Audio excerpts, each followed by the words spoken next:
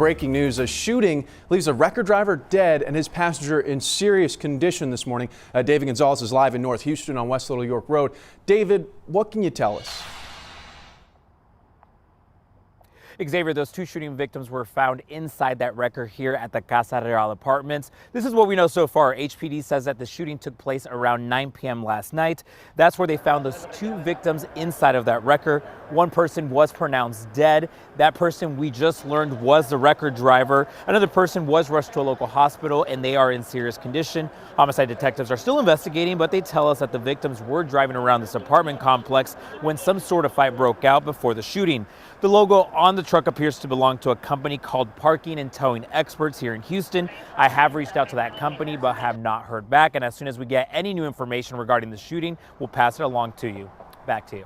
David Gonzalez, thank you.